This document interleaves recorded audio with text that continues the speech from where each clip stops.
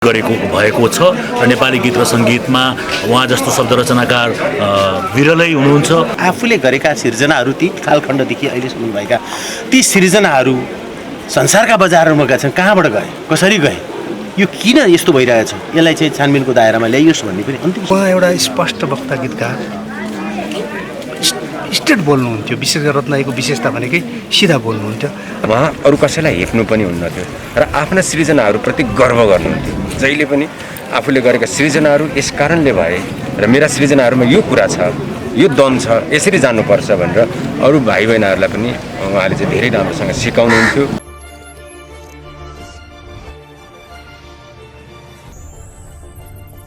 गीतका शिखर पुरुष रत्नशमशेर थापाको जेठ 15 गते निधन भएको थियो भने जेठ 16 गते आज बिहान पशुपति आर्यघाटमा दाह संस्कार गरिएको छ। छातीको समस्याले नर्विक अस्पतालमा भर्ना भएका वरिष्ठ गीतकार रत्नशमशेर थापाको 82 वर्षको उमेरमा निधन भएको हो। उहाँलाई नर्विक अस्पतालबाट आर्यघाट लगेर श्रद्धाञ्जलीका लागि राखिएको थियो। श्रद्धाञ्जली दिनका लागि गीत सङ्गीतका स्रष्टा, सर्जक, गायक, गायिका, निर्देशक, विभिन्न सङ्घ संस्थाका प्रतिनिधिहरूको उपस्थिति रहेको थियो।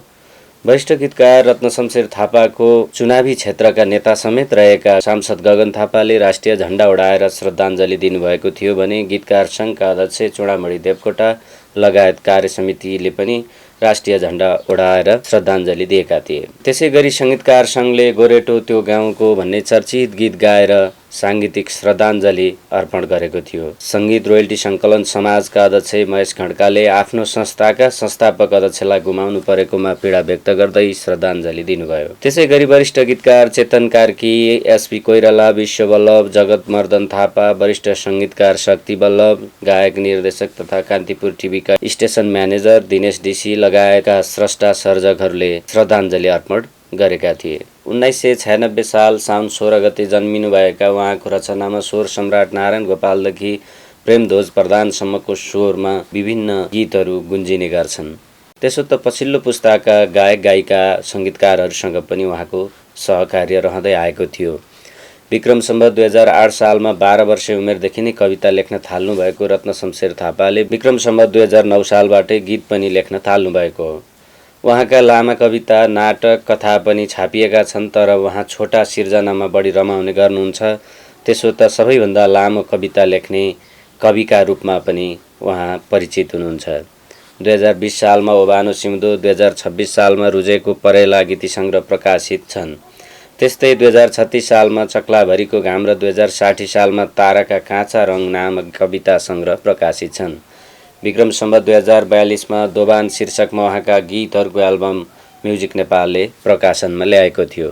नेपाली सुगम सङ्गीतका चर्चित रचनाकार थापाले घुम्तीमा नआउई, आँखा तिमी जुदाउन, पन्छीमा राम्रो डाँफे, गोरेटो त्यो गाउँको, एकान्छा ठट्टैमा भैँस जान लाग्यो, जाग लम्क चम्क हे नौजवान हो, आँखाको भाका आँखैले उकाली ओराली गर्दै जस्ता हजारौँ कालजयी र सदाबहार गीतहरू लेख्नुभएको छ। गीतकार रत्नशमशेर थापाका 2 छोरा र 1 श्रीमती छन्। एक निडर स्पष्ट वक्ता, सरल कवि, गीतकारका रूपमा रत्नशमशेर थापालाई पाएको भन्दै धेरैले सम्झिएका छन्। शब्द मार्फत हार्दिक श्रद्धाञ्जली समेत अर्पण गरेका छन्। लकडाउनको समयमा उपस्थिति नभए पनि सामाजिक सञ्जाल मार्फत पनि धेरैले श्रद्धाञ्जली अर्पण गरिरहेका छन्। पूर्व राजा ज्ञानेन्द्र शाहले ट्विट गर्दै लेखेका छन्, कलाकार देशका गहना हुन्। प्रसिद्ध गीतकार रत्नशमशेर थापाको निधनले दुखित बनाएको छ। दिवंगत आत्माको चिर शान्तिका लागि हार्दिक श्रद्धाञ्जली अर्पण गर्दै सम्पूर्ण शोकाकुल परिवार तथा उहाँका प्रशंसकप्रति हार्दिक समवेदना प्रकट गर्दछौँ। त्यस्तै राप्रपाका अध्यक्ष कमल थापाले पनि वरिष्ठ गीतकार रत्नशमशेर थापाले लेख्नुभएको गीत जाग लम्क चम्क हे नौजवान हो गीत आफैले गाइरहेको भिडियो सहित ट्विट गर्दै हार्दिक श्रद्धाञ्जली अर्पण गरेका छन्। वरिष्ठ गीतकार थापाको श्रद्धाञ्जली कार्यक्रममा कसले कसरी सम्झिए भन्ने विषयमा तयार पारिएको रिपोर्ट जस्ताको तस्तै हामी यहाँ प्रस्तुत गर्दैछौँ। जन्मन्छन् र अमर हुन्छन्। हामीले हरेक स्रष्टाको अगाडि नै शब्दहरू राखेका छौँ र अमर स्रष्टा र रत्नशमशेर थापाज्यू प्रति हामी गहिरो भावपूर्ण श्रद्धाञ्जली अर्पण गर्न चाहन्छौँ।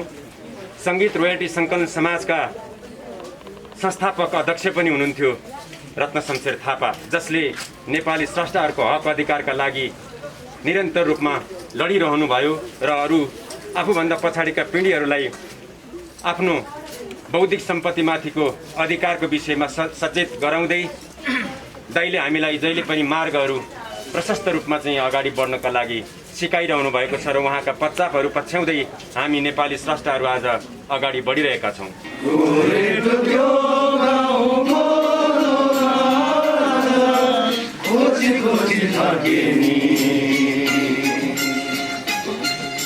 पहिल्याउन सकिन पहिल्याउन मैले सकिन। त्यसमध्ये भान्जाको चाहिँ स्वर्गागमन भएको दोस्रो दिन हो। यहाँ सबैले यहाँ समुपस्थित भएर ठुलो गुण लाउनु भएको छ परिवारमाथि र हाम्रो भान्जाश्रीले अघि दिनेश बाबुले भने जस्तो जहाँ जहाँ यो विद्युतीय तरङ्गहरू छन् ती तरङ्गहरूले भान्जाका सुमधुर गीतहरूलाई सधैँ यो वायुमण्डलमा गुन्जाइरहनेछन्। मैले चाहिँ उहाँलाई स्वर्गीय शब्दले अभिहित गर्न चाहिन, किनभने उहाँ जहिले पनि हाम्रो माझमा हुनुहुन्छ। उहाँका गीतहरूको माध्यमले हाम्रो माझमा हुनुहुन्छ।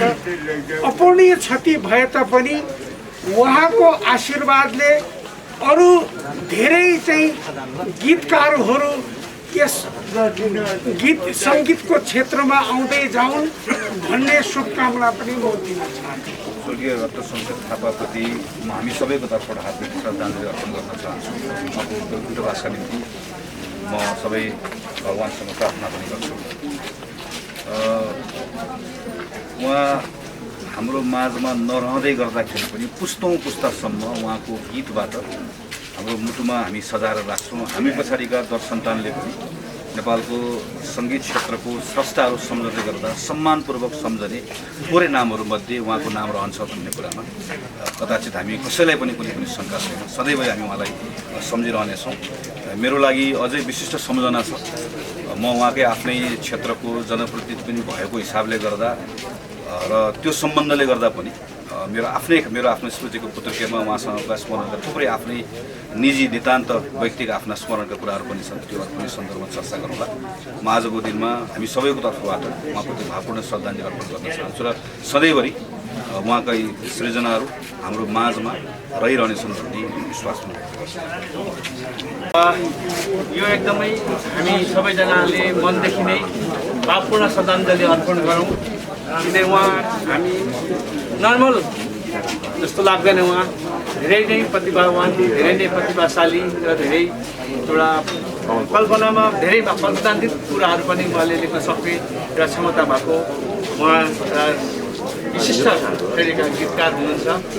अलिकति एकदम स्पष्ट रूपमा कसैको कुरा गर्नु पऱ्यो भने पनि डाइरेक्ट कुरा गर्ने उहाँ नडराइ आफूले जस्तो स्पष्ट वक्ता हुनुहुन्थ्यो। उहाँ क्षण आज तपाईँ त हामी गीतकार सङ्घ नेपालको तर्फबाट अग्रज दाइलाई हार्दिक श्रद्धाञ्जली। सरल गीतकार हुनुहुन्थ्यो र नयाँ पुस्तालाई गीत कसरी लेख्नुपर्छ सिकाउनुहुन्थ्यो। सबभन्दा उहाँको ठुलो गुण नयाँ पुस्ता तयार गर्नुहुन्थ्यो। गीतमा बिम्बहरू कसरी प्रयोग गर्नुपर्छ, प्रतीकहरू कसरी प्रयोग गर्छ, तिमीहरू यस्तो गर्छौ यसो गर, गीत लेखाउन सिकाउनुहुन्थ्यो। सबभन्दा ठुलो हाम्रो एउटा गीतकार एउटा गुरु हुनुहुन्थ्यो उहाँ। र भन्छु उहाँ नेपाली गीत सङ्गीतको एउटा ध्रुव तारा आज अस्ताउनु भएको छ।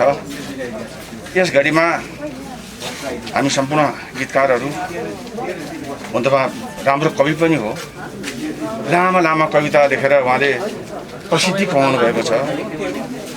कविता मात्रै मुक्त अनि अर्को हाइकु साहित्यको बहुविधामा कलम चलाउने सम्भवतः उहाँ नेपाली साहित्यका केही यिनीगुनी मान्छेमाथि हुनुहुन्थ्यो। र गीतमा त उहाँ सगरमाथा नै हुन्थ्यो, शिखरै हुनुहुन्थ्यो, शिखर पुरुष। उहाँलाई गुमाउँदा हामी अत्यन्तै मर्माहित भएका छौँ र हामीले गीतकार सङ्घले हामीले सम्मान पनि गरेका छौँ। उहाँलाई राष्ट्रिय संस्था सम्मान भएर प्रथमपटक सम्मानित व्यक्ति हुनुहुन्थ्यो उहाँ। र हामी सम्पूर्ण गीतकारको तर्फबाट भावपूर्ण श्रद्धाञ्जली गर्दै यो अत्यन्त मर्माहत भएको छ। हामी सबै नेपाली साङ्गीतिक क्षेत्रको अत्यन्त उज्यालो नक्षत्र जसले नेपाली साङ्गीतिक क्षेत्रको जग हाल्नमा अत्यन्त महत्त्वपूर्ण भूमिका खेल्नुभएको दाइ आज हाम्रोमा हुनु भएन। तर आदरणीय चेतन दाइले भन्नुभयो जस्तै उहाँ सदैव हामीसँग रहनुहुनेछ। उहाँको गीत मार्फत र हाम्रो उहाँको चाहिँ गीतहरू मार्फत उहाँ हामीसँग रहनुहुनेछ र हामीले आशीर्वाद यो क्षेत्रले प्राप्त गरिरहनेछ। र उहाँको अर्को सङ्गीत रोयल्टी सङ्कलन समाजको अध्यक्ष बाहेक पनि अहिले नेपालको साङ्गीतिक औपचारिक शिक्षाको लागि पनि उहाँको योगदान अत्यन्त ठुलो छ, महत्त्वपूर्ण छ। र नेपालको एकमात्र सङ्गीत विद्यालयको उहाँ अध्यक्ष हुनुहुन्थ्यो, अहिले पनि हुनुहुन्छ। म उहाँप्रति भावपूर्ण श्रद्धाञ्जली अर्पण गर्न चाहन्छु र भाउजूहरू छोराहरूप्रति हार्दिक संवेदना व्यक्त गर्न चाहन्छु। आदरणीय रत्न दाईको यो महाप्रस्थानप्रति हामी सम्पूर्ण सर्जक साधक स्रष्टाहरू दुखित छौँ र उहाँको पार्थिव शरीर हामी देशमा नरहे तापनि उहाँका शब्दहरू हाम्रो मन मस्तिष्कमा कानमा र ओठमा सधैँभरि गुन्जिरहनेछन् र उहाँको पदचापलाई पछ्याएर हामी अगाडि बढ्न सकौँ, त्यही नै उहाँप्रतिको हाम्रो सच्चा श्रद्धाञ्जली हुन्छ। वास्तवमा रत्न दाईसँग मेरो सहकार्य चलचित्रमा विशेष गरेर चलचित्र र शोखमाया चलचित्रबाट सुरु भयो, जसको चाहिँ गीतहरूले मलाई पनि स्थापित गर्यो। सप्तरङ्गी फलै फुल्यो, चुमेरो सुगन्धी फुल, त्यो गीत हिट भयो। त्यसपछि म पनि स्थापित भएँ। त्यो सहयात्रा हाम्रो निरन्तर रह्यो। वास्तवमा रत्नशमशेर दाई जस्तो आधुनिक गीतमा प्रेमदोज दाई, नारायण दाईहरूसँग थियो भने चाहिँ चलचित्र चाहिँ धेरै जस्तो मैसँग मात्रै हो। र चलचित्र यात्रा हामीले धेरै गऱ्यौँ र सम्भवतः 12-15वटा चलचित्र हामीले सहकार्य पनि गऱ्यौँ र धेरै गीतहरू। त्यसपछि उकाली ओह्राली गर्दै फुलको डाली डाली त अझ मलाई पनि गोल्ड मेडल 2 साल गोल्ड मेडल दियो, त्यो गीतले दियो। भनेपछि धेरै गीतहरूमा चाहिँ विशेष चलचित्रको सन्दर्भमा रत्न दाई र मेरो सहकार्य धेरै रह्यो र त्यो चोखमायाबाट सुरु भएको सहयात्रा आजको दिन रत्न दाई हामीसँग हुनुहुन्न, त्यसको अन्त्य भएको फिल गरिरहेको छु। मैले कुरो फिल गरिरहेको छु। एकदमै उहाँ एउटा स्पष्ट वक्ता गीतकार, स्ट्रेट बोल्नुहुन्थ्यो। विशेष गरेर रत्न दाईको विशेषता भनेकै सिधा बोल्नुहुन्थ्यो र मलाई चाहिँ सजिलो लाग्थ्यो। त्यसलाई चाहिँ उहाँसँग चाहिँ मुखले बोल्ने एउटा गर्ने अर्को हुँदैन थियो। कहिले पनि जे बोल्नुहुन्थ्यो त्यही नै हुन्थ्यो र स्पष्ट रूपमा। र उहाँ त्यो तितोलाई भोलिसम्म राख्ने मान्छे पनि होइन। फेरि आज जे चाहिँ ड्याङ्गै बोलिदिइहाल्ने र त्यो सजिलो हुन्छ। वास्तवमा त्यो चाहिँ मलाई चाहिँ सहज, सबभन्दा सहज त्यो लाग्थ्यो। र विशेष गरेर सहकार्यमा पनि दाजुले भनेको कुराहरू धेरै नै हामीले उठबसमा र उहाँले भनेको कुरा धेरै सरसल्लाहहरू हामी कार्यान्वयन पनि गऱ्यौँ। जस्तो सिमाना चलचित्रको सन्दर्भमा मलाई अहिले पनि सम्झन्छु, झल्झली सम्झन्छु। त्यो सिटिङ भइरहेको थियो। सिटिङ हुँदाखेरि हामीले यो उकाली ओह्राली गीतलाई चाहिँ गायक खोज्दै जाँदा हामीलाई ओपन भोइस चाहियो हो। जस्तो अलिकति हाम्रो छिमेकी राष्ट्रको हिसाबले हेर्नु मोहम्मद रफी कलरको भोइस चाहियो भन्दा रत्न दाईले सुझाव दिनुभयो कि त्यो सारेगामा भन्ने कार्यक्रममा एउटा सोनु निगम भन्ने केटा छ, त्यसले त्यो रफीको कलरको गीतहरू गाउँछ, असाध्यै राम्रो गाउँछ। उहाँले भन्नुभयो त्यसलाई गाउन लाउन तिमीले भनेर रत्न दाईले भन्नुभयो। त्यसले भनेपछि नभन्दा हामी बम्बई गयौँ। बम्बई गएपछि स्टुडियो हाम्रो रेकर्डिस्ट हसन शेख, दुर्भाग्य कुरो उहाँ पनि बितिसक्नुभयो। अनि उहाँले चाहिँ यसरी हामीलाई चाहिँ त्यो सोनु निगमलाई चाहिँ ल्याइदिनु पऱ्यो भनेपछि सोनु निगमलाई ल्याइदियो। उसले बोलाएर अनि सोनु निगमलाई चाहिँ ल्याएर हामीले रेकर्डिङ गऱ्यौँ। त्यो गीत नै एकदम राम्रो, त्यसको सुझाव पनि रत्न दाईले दिनुभएको थियो। यसरी धेरै गीतहरूमा सहकार्य गऱ्यौँ। आज रत्न दाईलाई हामीले श्रद्धाञ्जली विदाय गर्दैछौँ। रत्नशमशेर थापाको पहिलो गीत फुलै फुलको मौसम तिमीलाई मैले सुनेको, उहाँलाई चिनेको। त्यो गीत एकदम रोमान्टिक लाग्थ्यो शब्द। फुलै फुलको मौसम तिमीलाई, तारा जुनको रमझम तिमीलाई, त्यो भएको हुनाले मैले त्यही शब्द सापट मागेर फिल्म पनि बनाएँ। त्यो उहाँसँग मैले कपिराइट पनि मागेको थिएँ। र त्यो गीत चाहिँ मेरो माइजू सासू तारादेवीले गाउनुभएको थियो। र तारादेवीका थुप्रै गीतहरू उहाँले रचना गर्नुभएका कारणले र मेरो पारिवारिक सामिप्यता भएको कारणले हाम्रो एउटा नजदिकी पनि थियो र उहाँले माया स्नेह पनि गर्नुहुन्थ्यो। धेरै मार्गदर्शन पनि गर्नुहुन्थ्यो। पछिल्लो पटक मैले सलाम जिउँदो इतिहासमा 4 घन्टा उहाँसँग र उहाँका गीतहरूको बारेमा र त्यो इतिहासको बारेमा जान्ने मौका पाएँ, जो नेपाली आर्काइभको लागि सङ्गीतको आर्काइभको लागि निकै महत्त्वपूर्ण दस्तावेजको रूपमा पनि रहन्छ भन्ने मैले ठानेको छु र आज हिजो त्यो समाचार सुन्ने बित्तिकै उहाँ दिवंगत हुनुभएको समाचार सुन्ने बित्तिकै हामीले ठुलै अपूरणीय क्षति गरेको भएको छ र नेपाली गीत र सङ्गीतमा उहाँ जस्तो शब्द रचनाकार विरलै हुनुहुन्छ, कम हुनुहुन्छ। औँलामा पुरा गन्नलाई पनि धौधौ पर्ने त्यस्ता सङ्ख्यामा रहेका गीतकारहरूमध्येको एक गीतकार उहाँ हो। उहाँको नाम जस्तै उहाँ गीतकारहरूको रत्न नै हुनुहुन्थ्यो। कुनै पनि कुरा अरू मानिसले चित्त दुखाउला कि भनेर सत्य भन्न नडराउने निर्भीक स्वभावको हुनुहुन्थ्यो र एकदमै डिसिप्लिनमा बस्ने खालको मानिस लाग्यो मलाई।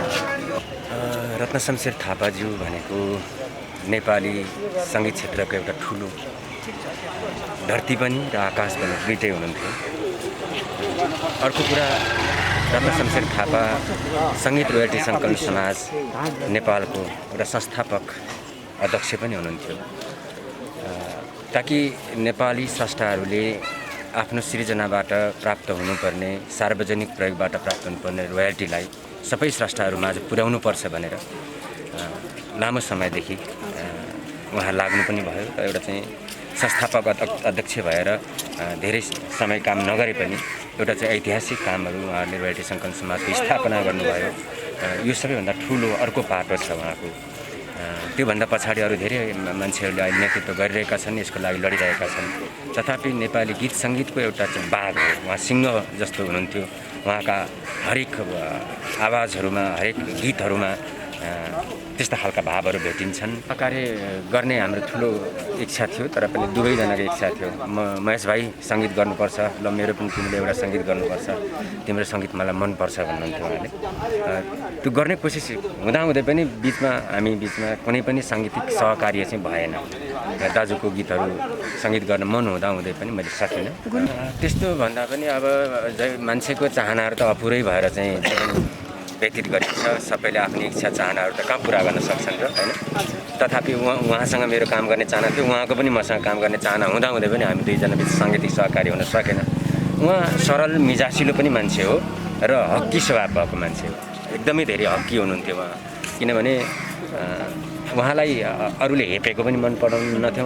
उहाँ अरू कसैलाई हेप्नु पनि हुन्नथ्यो र आफ्ना सृजनाहरूप्रति गर्व गर्नुहुन्थ्यो। जहिले पनि आफूले गरेका सृजनाहरू यस कारणले भए र मेरा सृजनाहरूमा यो कुरा छ, यो दम छ, यसरी जानुपर्छ भनेर अरू भाइ बहिनीहरूलाई पनि उहाँले चाहिँ धेरै राम्रोसँग सिकाउनुहुन्थ्यो। उहाँभित्र सरलता धेरै थियो, हक्की स्वभावका मान्छे र सृजनशील मान्छे भएको हुनाले पनि उहाँ एउटा विधामा मात्रै हुनुहुन्थ्यो, गीतकार मात्रै पनि हुनुहुन्थ्यो। उहाँ धेरै चाहिँ बहुआयामिक साहित्यका धेरै विधाहरूमा उहाँले चाहिँ कलम चलाउनुहुन्थ्यो र उहाँको चाहिँ आज हामी अन्तिम श्रद्धाञ्जलीका लागि आउँदै गर्दाखेरि बहुतै एउटा दुःख लागेको छ। उहाँ जस्तो एउटा चाहिँ हाम्रो अभिभावक धेरै समय रहनुपर्ने थियो, हामीलाई अझै धेरै राम्रो राम्रो बाटोहरू उहाँले देखाउँदै हुनुहुन्थ्यो। त्यो कुरा चाहिँ गुमायौँ हामीले, उहाँबाट पाउनुपर्ने अब धेरै कुराहरू गुमायौँ। रत्न दाईको रूपमा सम्झिन्छु। एउटा चाहिँ सबैभन्दा आफू पनि गीतकार भएको हुनाले एउटा सफल अति लोकप्रिय गीतकारको रूपमा रत्नशमशेरलाई धेरै हुन्थ्यो। किनकि अब एउटा कुरा पनि आज भनिहालौँ, रत्न दाई र म चाहिँ नि एउटा क्लास फेलो हो।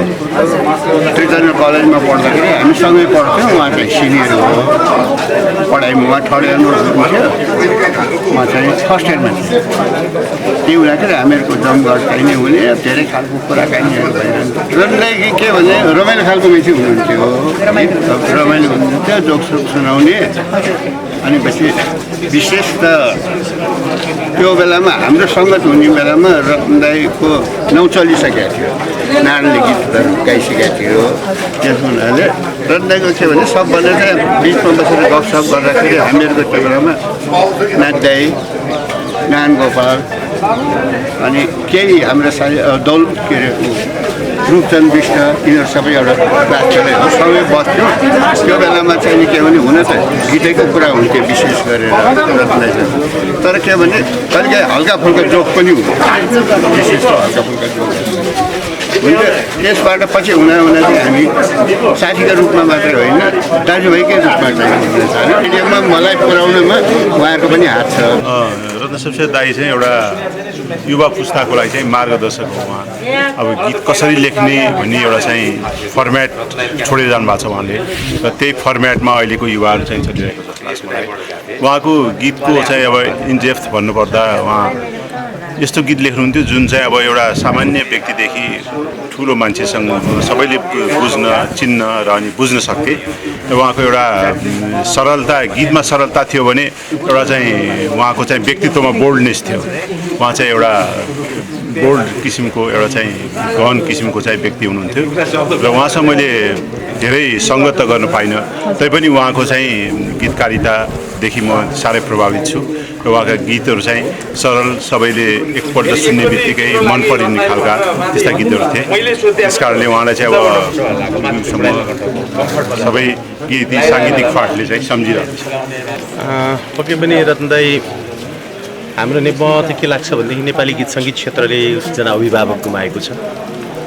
उहाँ एउटा प्रेरक व्यक्तित्व, एउटा इतिहास, एउटा खम्बा नेपाली गीत क्षेत्रको सिर्जनाका हिसाबले, उपस्थितिका हिसाबले, हरेक हिसाबले रत्न दाई एउटा अत्यन्तै प्रेरक व्यक्तित्व हुनुहुन्थ्यो र बिरामी भएको पनि थाहा नपाइकन अचानक यस्तो एउटा कोरोनाको समयमा उहाँको निधन हुन पुग्यो। नेपाली सङ्गीतले ठुलो एउटा क्षति बेहोरेको फिल गरेको छु। सहकारी गीतै उहाँको गीतै गाउने त मौका मिलेन, तर स्रष्टा अधिकारका सन्दर्भमा यो रोयल्टी व्यवस्थापनका प्रतिनिधि अधिकार कार्यान्वयनका विषयमा कुरा गरिरहँदाखेरि धेरैवटा कार्यक्रमहरू, धेरैवटा जमघटहरू, धेरैवटा बसुटहरू उहाँसँग भए। इभन हामी पछिल्लो समय त धेरै पटक उहाँहरूलाई अघि सारेर तपाईँहरू आएर उभिदिनुहोस्, तपाईँहरू उभिदिँदा मात्रै पनि राज्यले सुन्ने कुरामा धेरै ठुलो फरक पर्छ, हेर्ने दृष्टिकोणमा धेरै फरक पर्छ भनेर रत्न दाई, प्रेमध्वज दाई, यादव खरेलजीहरू, एसपी कोइरालाजीहरूलाई अघि सारेर हामीले संस्थागत रूपबाट पनि हाम्रो अग्रज व्यक्तित्वहरूलाई अघि सारेर हामी सरकारका विभिन्न तहमा, विभिन्न भेटघाटमा, विभिन्न छलफलमा गएका थियौँ। त्यसैले पनि एउटा व्यक्ति जन्मन्छ, बाँच्छ, कर्म गर्छ र मर्छ, यो नियमित प्रक्रिया हो। उसको बचाइको उपस्थिति कस्तो थियो भन्ने महत्त्वपूर्ण कुरो रहन्छ। तर रत्न दाइले आफ्नो जीवनकालमा धेरै कुरा दिएर जानुभएको छ। आफूले गीत लेख्नुभयो, गीतहरू अझ अम्बर छन्, त्यो आफ्नो ठाउँमा छँदैछ। सिर्जना गरिदिनु भयो, सिर्जनाहरूले एउटा कालजयी सिर्जनाहरू आएका छन्, त्यो आफ्नो ठाउँमा छ। त्यसबाहेक पनि एउटा सबै सङ्गठित भएर आफ्ना अस्तित्व सहितको जिन्दगी बाँच्नका निम्ति पनि, अरूलाई पनि प्रेरणा दिनका निम्ति, अरूलाई पनि जगेर्ना गर्नका निम्ति, अरूलाई पनि अग्रसरतामा सार्नका निम्ति पनि उहाँको उपस्थिति बलियो भयो भन्ने मैले व्यक्तित्वमा चाहिँ बुझेको छु। अब रत्न दाई भर्खरै बित्नुभयो। उहाँ चाहिँ नेपाली सङ्गीतको गीतको अति नै अग्रज व्यक्तित्व हुनुहुन्थ्यो र अति सरल, जोसँग पनि मिल्न सक्ने र कठोरमा अति कठोर पनि हुन सक्ने त्यस खालको व्यक्तित्व हुनुहुन्थ्यो। उहाँसँग अब धेरै चोटि भेटघाट सङ्गत भए तापनि उहाँको चाहिँ मैले अहिलेसम्म गीत गाउनु चाहिँ पाइनँ होइन।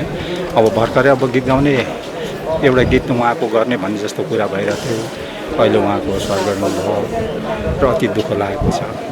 उहाँप्रति हार्दिक श्रद्धाञ्जली दिन चाहन्छु र हाम्रो नेपाली सङ्गीतले चाहिँ उहाँलाई अब जहिलेसम्म हामी नेपाली श्रोताहरू रहन्छौँ नेपाली सङ्गीतको, त्यति बेलासम्म उहाँ सधैँ अमर भएर रहनुहुन्छ र सपरिवारलाई समवेदना दिन चाहन्छु। दाइसँग सङ्गत गर्नु नै सबभन्दा ठुलो कुरो त हामी जस्तो कनिष्ठ, वरिष्ठदेखि कनिष्ठसम्मको उसमा चाहिँ म त कनिष्ठमै पर्छु र धेरै कुरा सिक्न पाइन्छ। उहाँमा एउटा जुन स्वाभिमान, लेखनमा पनि स्वाभिमान देखिन्छ। अब वरिष्ठदेखि कनिष्ठसम्म सबैसँग उहाँको सङ्गतमा उहाँको प्रशंसा नगर्ने, मुक्त कण्ठले प्रशंसा नगर्ने सायदै कमै होला होइन, सायद नहोलान् भन्ने जस्तो लाग्छ मलाई।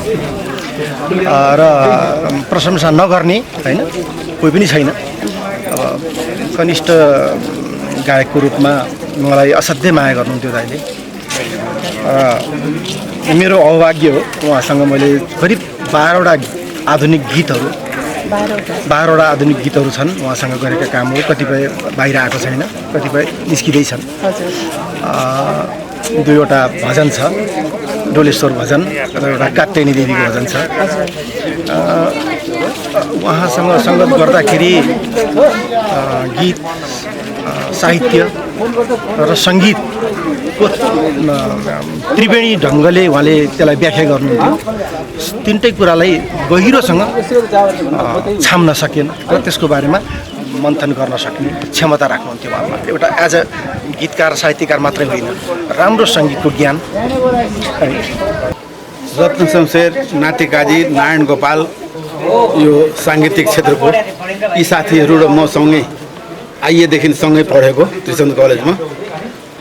तर हाम्रो एउटै ग्रुप थियो र जेनरली चाहिँ यो रेडियो नेपालमा कुनै गाना गाउनुभन्दा अगाडि मेरो कोठामा रिहर्सल हुन्थ्यो र यी रत्न शमशेर र म, नाति काजी, स्वर्गीय नाति काजी, स्वर्गीय नारायण गोपाल यी सबै हामी चाहिँ सँगै एउटै क्लासमा र हाम्रो विषय पनि मिल्दथ्यो र हामी सँगै बस्ने, कम्बाइन्ड स्टडी पनि हाम्रो सँगै हुने र सँगै बसउठ चाहिँ वास्तवमा साँच्चै भन्ने हो भनेदेखि दिउँसोभरि चाहिँ अधिकांश समय हामी सँगै हुन्थ्यौँ। क्लासमा त्रिचन्द्र कलेजमा पढ्दाको अवस्थामा पनि लिजर पिरियडमा हामी गार्डनमा आएर सँगै बस्ने, सँगै बसी बिहालो गर्ने र ती पनि चाहिँ इन्डियन गानाहरू, यो इन्डियन फिल्मको गानाहरू नारायण गोपालसँग चाहिँ गाउन लगाउने, हामी सबै सुन्ने र त्यस्तो अवस्था पनि एक समयमा थियो र पछि गएर त चाहिँ मेरै कोठामा चाहिँ हामी सबैको जमघट हुन्थ्यो र त्यहाँ रिहर्सल पनि चाहिँ हुन्थ्यो। वरिष्ठ अब गीतकार साहित्यकार रत्न शमशेर थापा भने अब गीतको र सङ्गीतको र साहित्य क्षेत्रमा नचिन्ने मान्छे बिरलै छन्। तर उहाँको एकैचोटि चाहिँ यस्तो स्वर्ग भयो भने मलाई चाहिँ प्रकाश श्यामजीले फोन गर्नुभएपछि म भाव विह्वल भएँ। एकछिन त मलाई कस्तो लाग्यो, किनभने म चाहिँ 2-3 दिनमै बिचबिचमा उहाँसित कुरा भइरहन्थ्यो उहाँको परिवारसित र अब उहाँको बारेमा धेरै भन्नुभन्दा पनि उहाँ एउटा एकदम नरम र स्पष्ट स्वभावको र ज्यादै बडा हँसिलो र ज्यादै गहिरो गीत लेखन र साहित्यमा चाहिँ हस्ती भएको र उहाँलाई सङ्गीतको बारेमा पनि धेरै ज्ञान भएको एउटा व्यक्तित्व हुनुहुन्थ्यो, एउटा स्रष्टा। आज उहाँलाई गुमाउनेखेरि हामीलाई अवश्य ज्यादै दुःख लाग्नु स्वाभाविकै हो। तापनि एउटा साहित्य र सङ्गीतको र एउटा सृजना संसारमा एउटा ठुलो हामीले स्रष्टालाई गुमायौँ। तापनि अब हामीले यसैबाट चित्त बुझाउनु पर्ने कारण के छ भने उहाँ अमर हुनुहुन्छ, किनभने उहाँको गीतहरू, उहाँले लेखेको रचनाहरू यो चाहिँ हाम्रो वायुमण्डलमा र यो राष्ट्रमा मात्रै होइन संसारभरि गुन्जिरहन्छ र त्यसले पनि उहाँलाई कसैले बिर्सिन सक्दैन। उहाँले घचघचाइरहन्छ रत्न शमशेर थापाको बारेमा।